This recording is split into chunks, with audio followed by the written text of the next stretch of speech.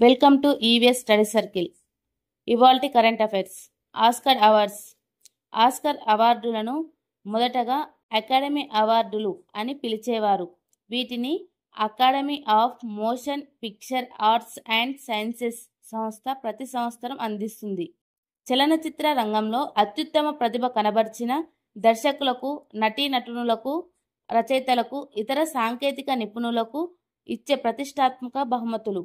ఈ బహుమతి ప్రదానోత్సవం అత్యంత వైభవంగా జరపడమే కాకుండా ప్రపంచవ్యాప్తంగా అనేక మంది వీక్షిస్తారు.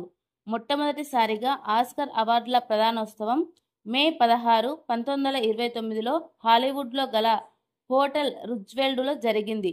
1927, 28 సంవత్సరములలో చలనచిత్ర రంగంలో అత్యుత్తమ ప్రతిభ కనబరిచిన వారిని సన్మానించడం కోసం నటుడు డగ్లస్ ఫెయిర్ బ్యాంక్స్ మరియు విలియం డెమిలీ కలిసి దీన్ని ఏర్పాటు చేశారు.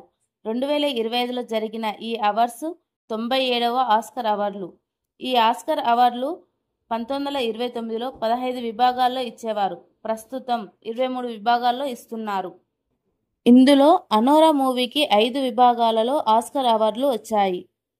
అవి ఏంటివి అంటే best picture, best actress, best director, best original screen play, best editing. ఈ 5 విభాగాలలో అనోరా మూవీకి ఆస్కర్ అవార్డులు వచ్చాయి. అయితే 23 విభాగాలలో వచ్చిన ఆస్కర్ అవార్డులు. బెస్ట్ సపోర్టింగ్ యాక్టర్ విభాగంలో కియారా కుల్కీకి వచ్చింది. బెస్ట్ యానిమేటెడ్ ఫిల్మ్ వచ్చేసి Flow. Best animated short film వచ్చేసి in the shadow of the cypress. Best costume design విభాగంలో వీకెడ్ మూవీకి గాను పావెల్ టాజావెల్కి వచ్చింది. బెస్ట్ ఒరిజినల్ స్క్రీన్ ప్లే వచ్చేసి అనోరా మూవీకి గాను సీన్ బేకర్కి వచ్చింది.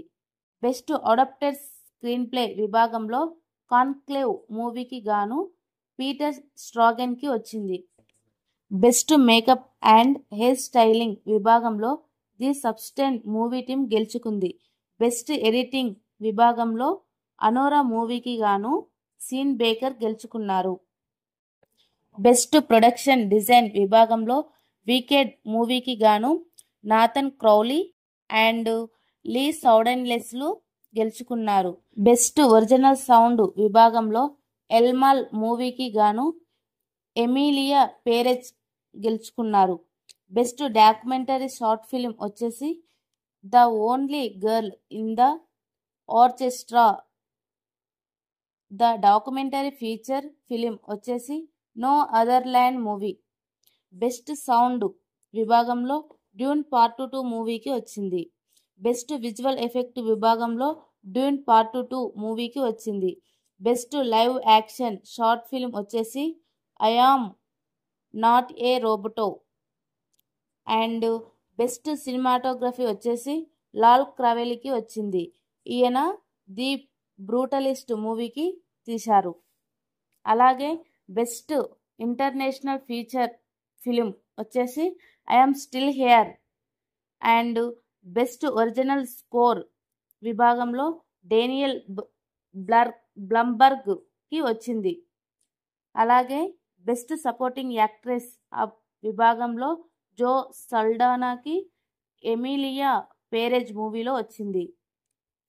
బెస్ట్ డైరెక్టర్ అవార్డు విభాగంలో సీన్ బేకర్కి అనోరా మూవీలో వచ్చింది.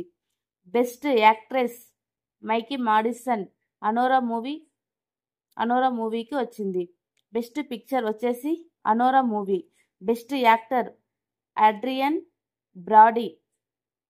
ప్రియాంక చోప్రా దర్శకత్వంతో వచ్చిన అనోజా మూవీ ఎంపిక అయ్యింది.